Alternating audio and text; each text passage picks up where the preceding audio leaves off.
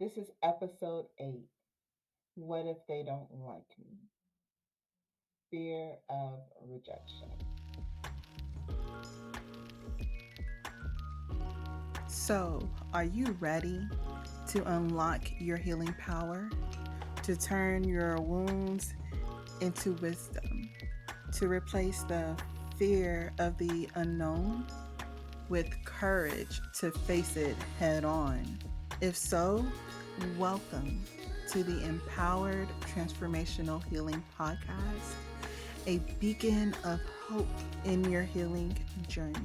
I am your host, Krystal Jae, and now I would love for you to imagine this space as a sanctuary where we unravel the tightly knotted threads of our past traumas, where we transform our secret silent cries of pain into powerful roars of strength, a place where we finally break free from the invisible chains that are holding us hostage. It's time to stop questioning who you are and start discovering your authentic self.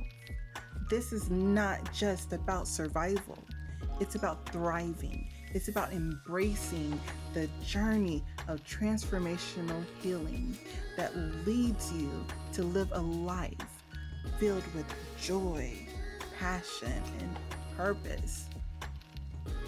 Each week, we will dive into powerful conversations, share inspirational stories, and sometimes heartbreaking stories because guess what? It's all real and it's all true. And we'll provide practical tools that will empower you to navigate through life's challenges. So, no matter where you are in your healing journey, this podcast here is designed to help you tap into your inner strength and embrace your uniqueness and awaken with your full potential. So now, let's begin. Have you had a fear of rejection? Or have you even asked that question? What if they don't like me? Or what are people thinking about you? Today, we will be talking about what we can do to face fear of rejection and how it impacts our lives in different ways. So, I've had clients that have a deep fear of rejection, and sometimes these are socially anxious people to where they're so afraid of rejection and being able to fit in that they avoid the situation altogether. What does that look like? That can look like someone who doesn't leave the house, or it could be someone who goes to work and goes home, but even when they're at work, they're kind of off to themselves and not really being social, talking to anybody because they're not including themselves into conversations that are going around them, even though they may have something to say and something valuable to say. With this conversation, we're going to talk about how the fear of rejection can come out as avoidance, as in people saying, I'm not going to take the risk. I'm not going to go anywhere where I may meet new people. I'm not going to send that email to be rejected. I'm not going to send that text message. I'm not going to make that phone call. And one thing about fear of rejection, or when we suffer from fear of rejection, sometimes we tolerate behavior that we know is not okay. We tolerate people crossing the boundaries that we would like to have implemented in our lives. But we are also scared to implement those or set them or enforce boundaries because we feel as though people will start being like, well, you know what? I don't want to be around you, or I don't want to have nothing to do with you. We have that fear of being rejected, right? It's interestingly that the people who are afraid of rejection, it's not that we don't know where our boundaries lie. And we even know to where when it comes to maybe work or other people or other situations, we know boundaries. And we may go through and enforce them for ourselves and respect other people's boundaries. But when it comes to us, we don't enforce ours or we don't even make them be known. So if you know someone who has or even may have a fear of rejection, what can you do to help them articulate or communicate what they find acceptable and what they find unacceptable? Is this something that we can teach or help someone overcome to where they can add boundaries to their lives to where they can still be appreciated and accepted like they want to be, but they have their boundaries? Because a lot of times the fear of rejection comes along because we're fearful of not being accepted, fearful of not being liked, right? Or not being loved. It kind of reminds us of the fear of abandonment, right? Now, when we have the fear of rejection, a lot of times we don't have the ability to say that we are fearful or to try to overcome it. Or we don't have the ability to speak up for ourselves. We have like that protective factor in our head to know that we don't deserve to be treated a certain type of way, right? But because you're fearful of being rejected, you're not going to say it. You're not going to speak to your partner or your friend or your boss at work or your coworker or anyone else and be like, I'm not going to continue this conversation or I'm not going to continue this relationship or whatever because we're fearful of being rejected if we speak up. Or we can use a job for example. There are some people who the fear of rejection gets to them so bad that once they already go into a job being uncomfortable. But then once they face a situation, it may be a not even a disagreement. It may be the fact that they think that someone is talking to them or people are talking about them and they leave because they get even more uncomfortable because they feel like it's time for them to speak up but they're unable to, and so it's easier for them to just leave than to use their voice and communicate.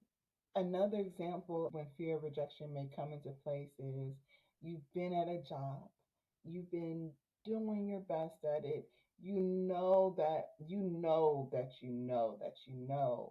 that you have done your best, that you are hitting markers, you are helping the company succeed, and you know that you it's time and that you deserve that raise.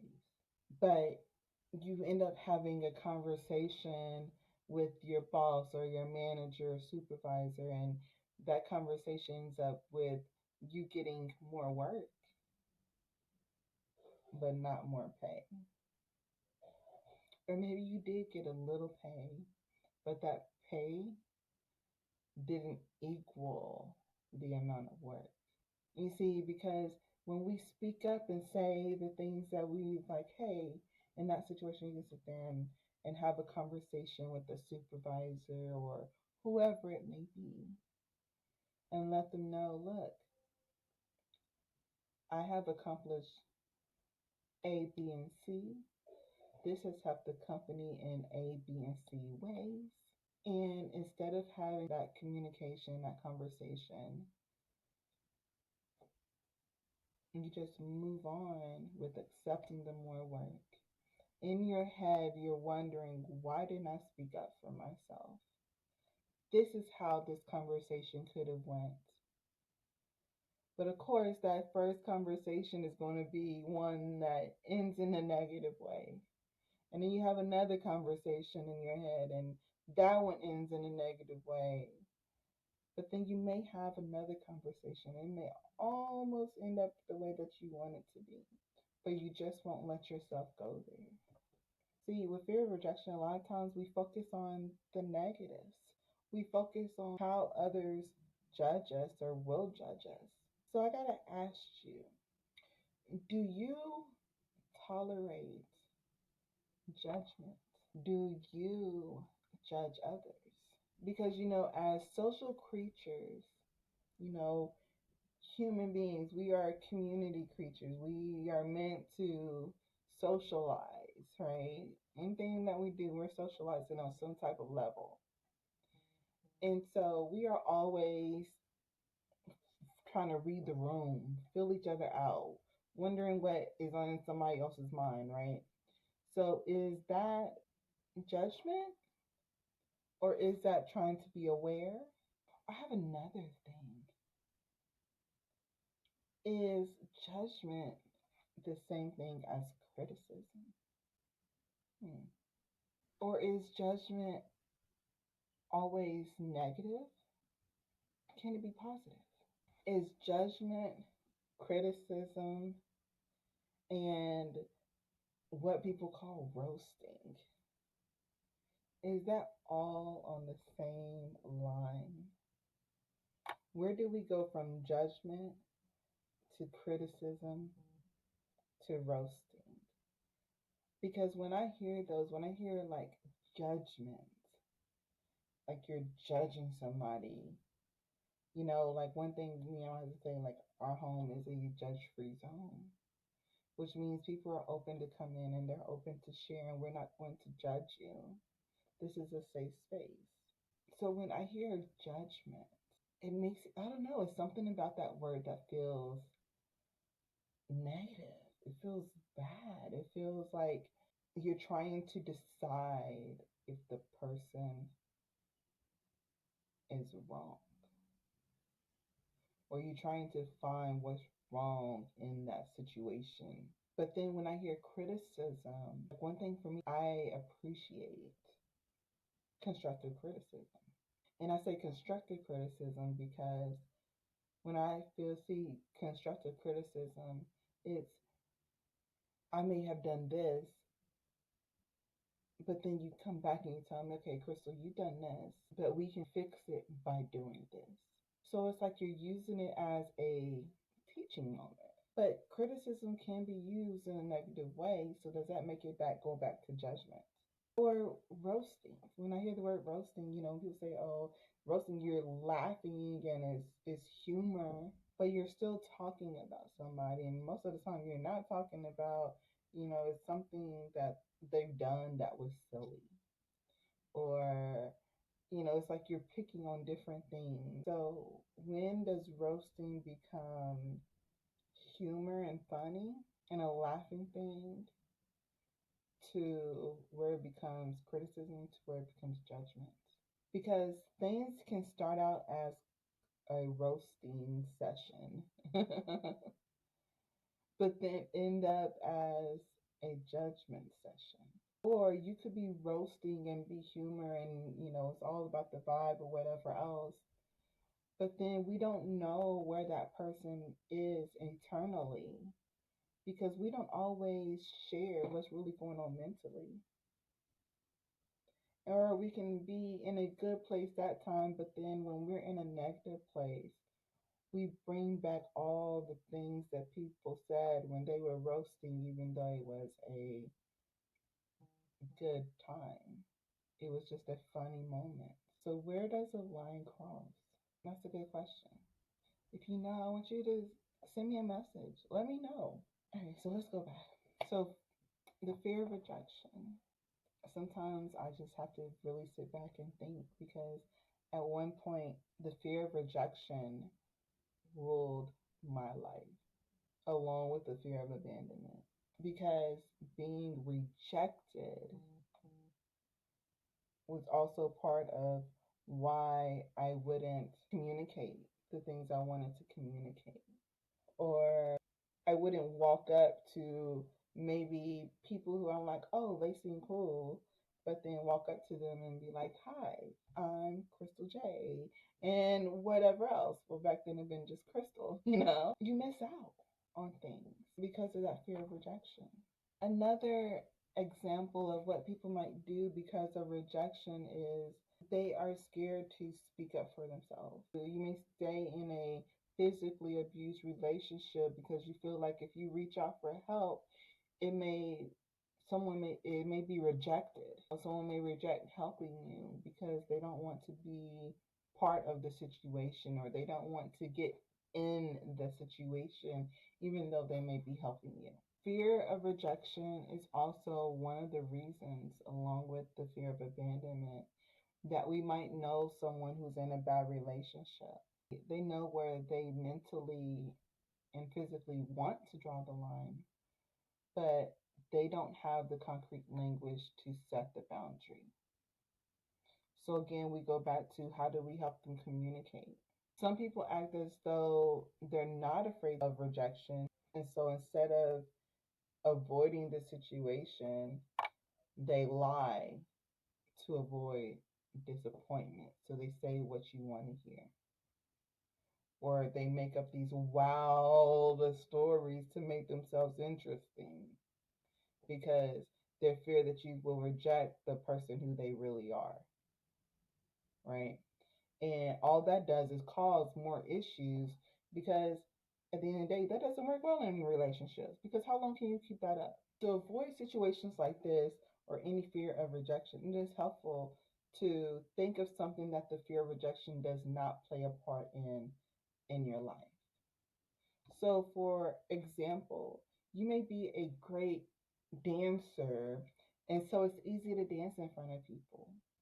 But when it's time for you to come and do the acceptance speech, you're so fearful, you're afraid. You feel your heart racing and it starts feeling like it's difficult breathing and your palms sweating or your forehead sweating or whatever it is. Because you're like, yes, I'm a great dancer, but I don't the way that I talk, my speech isn't as great as when I dance. So what if people reject me once they realize that I don't communicate via speech as well as I do when I'm dancing? Fear of rejection is a huge issue for a lot of us. It used to be a major one for me, like I said before. And sometimes, even today or some other day, or especially lately with everything that I have going on, it still does try to creep up. And I have to put it in its place. Sensitivity to rejection also affects people with psychiatric conditions, including social anxiety, ADHD, body dysmorphia. They all usually suffer from rejection sensitivity to the point that is affecting their daily lives. It is hard to explain at times why we are feeling the way that we are feeling. Sometimes it's hard to get that word rejection out. It's hard to try new things, speak up for ourselves, socialize, because that fear is taking over. It can feel like your heart is pounding out of your chest, or you can't catch your breath, or that you're not getting enough breath in. Your mind wanders and you have that inability to sit still. You always have to fidget or move with your hands, make it sweaty palms, sweaty armpits, because our body goes into this fight, flight, freeze process. And this isn't the first time that we've talked about the fight, flight, or freeze, right? And so when these symptoms start presenting itself, it is essential to take time to acknowledge where we are at emotionally. Because the more emotions go up, cognitive ability goes down. Krystal, what does that mean? It means that the more that our feelings and emotions are stirred up, the less we think clearly. So as soon as you notice that your heart may be racing, you may be breathing heavy or experiencing shortness of breath, you may feel lightheaded, again sweating, etc. All those feelings that you get when you're either preparing to run, you're preparing to fight, or you're just frozen in place. But either way, when you notice these symptoms, it's time for you to check in with yourself. How intense are these emotions right now? Are you balanced? Are you thinking clearly? If so, it's a good time to engage in that situation and communicate how you're feeling. And then provide an alternative that won't make you continue to feel that way or increase it. If it is increasing, know what's next. Know your feelings. Know that your emotions are rising. But remember that you have self control. So, this is when you start practicing or implementing your breathing exercises. You counting to three, journaling, walking, stretching.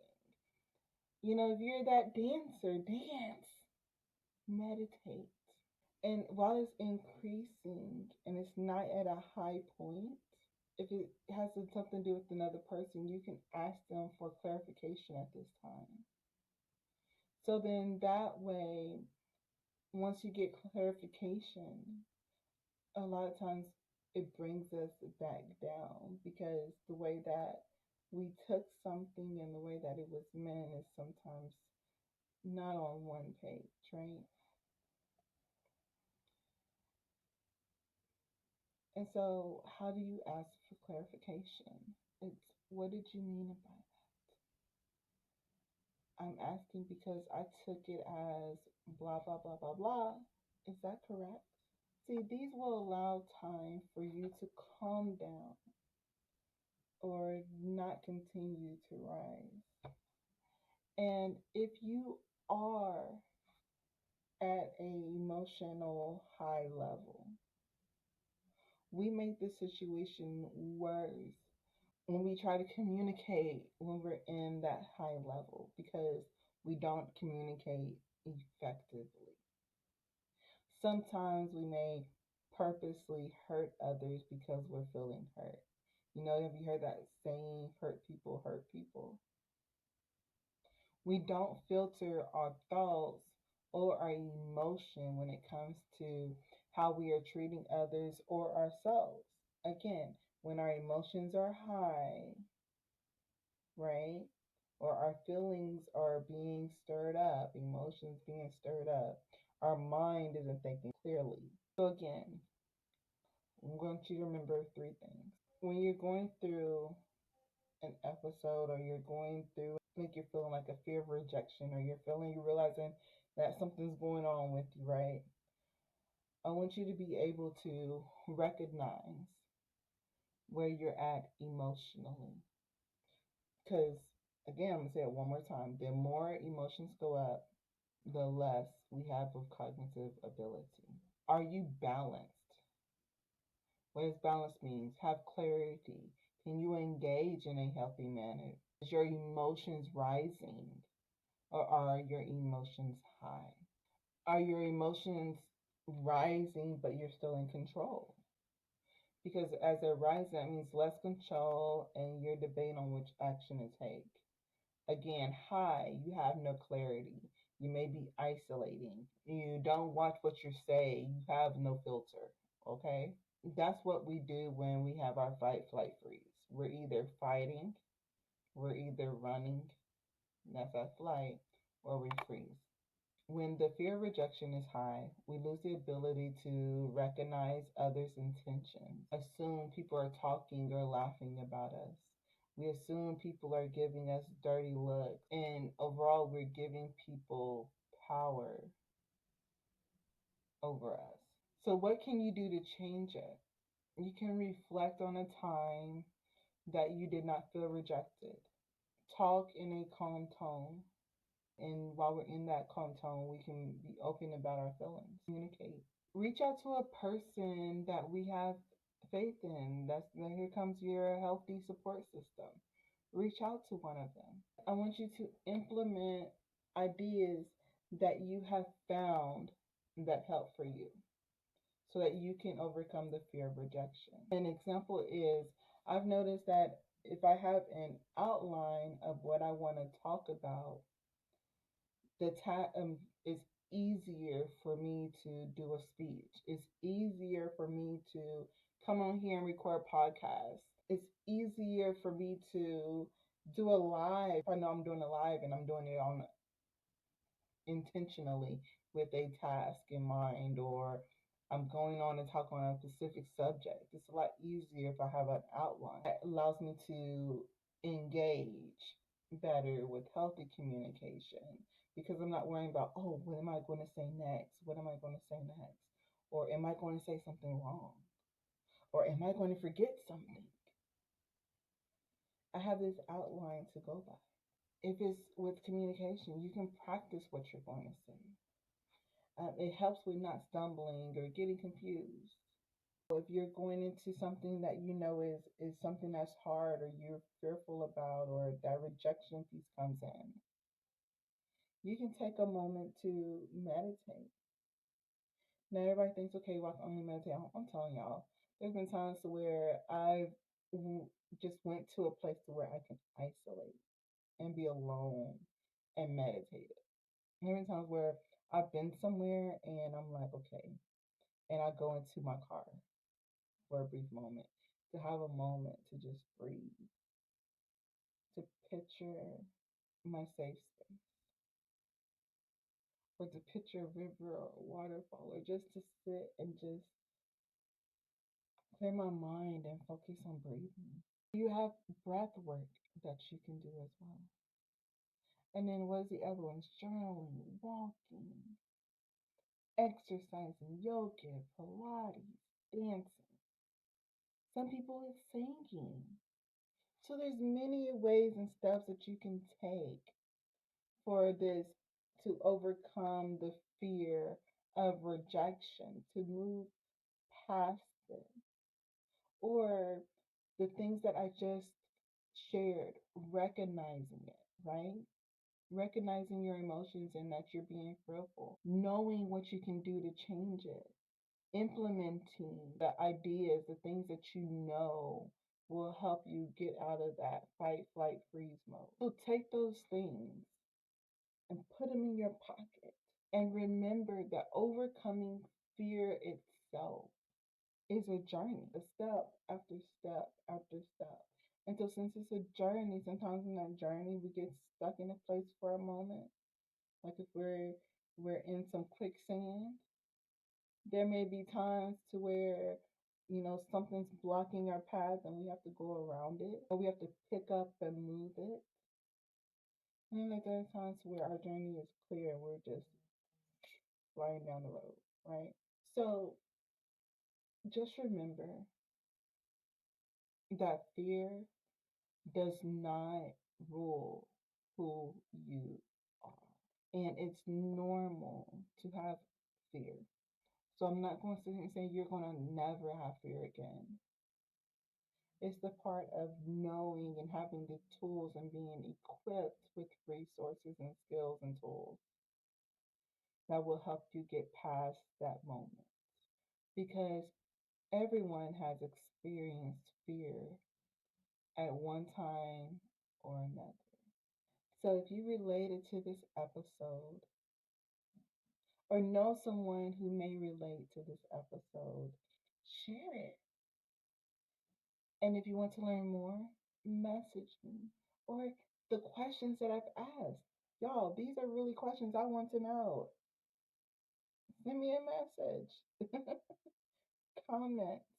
And I just want to say thank you again for tuning in and watching or listening to the Empowered Transformational Healing Podcast with me, Krystal Jae. I appreciate you and I want you to know that and believe that. And as always, share this podcast, subscribe, like, all the things so we can continue to reach as many people as we can and help other people along their journey to empower transformational healing. So, thank you again. This has been episode 8, and I will see you next time. Thank you for joining me today on the Empowered Transformational Healing Podcast with me, Krystal Jae. And we never know what others are going through silently. So take time to share, follow, and subscribe. And as always, believe in all that you are and know that there is this power within you that is greater than any obstacle.